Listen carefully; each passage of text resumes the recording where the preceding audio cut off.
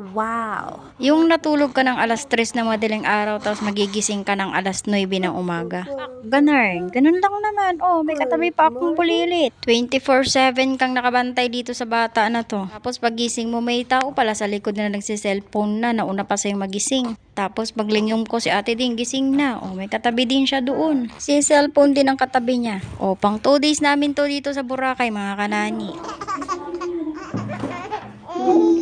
So, pagkagising namin, katapos namin magligpit ng hinigaan, sabi ng amo ko, baba na daw kami, doon daw kami magkape sa baba. So, ginawa namin, kinuha na lang namin yung tasa namin. Tapos, inutusan ko na lang tong alaga ko na isarado yung pinto. Ang nakakaloka, pagbaba namin, kami lang pala yung nauuna doon sa kusina. Chiliway. Chiliway pa. Rim. Talin. Talin. Gumagana na yan.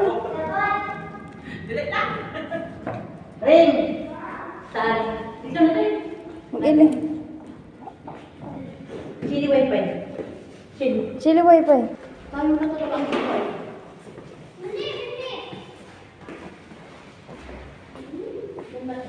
Karan.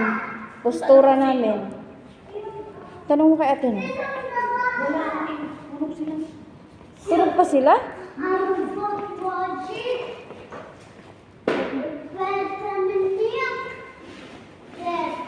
Saan ang kusina? Dito?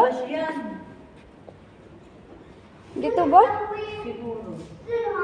Sakto tulo.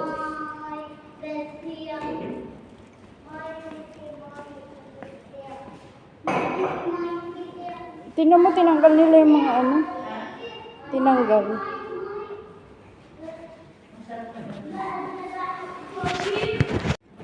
Kape. Magkape. Magkape. Kaya lang ang gulo.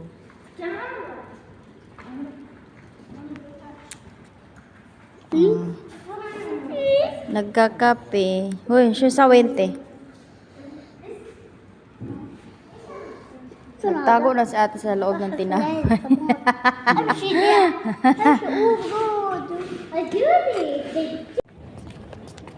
Hindi naman sa kanila to. Nangapit bahay sila. Akala ko man naalis tayo ng ano saan? Nagpag pa.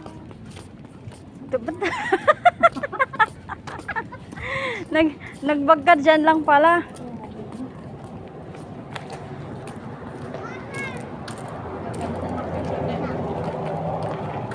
We need to shop.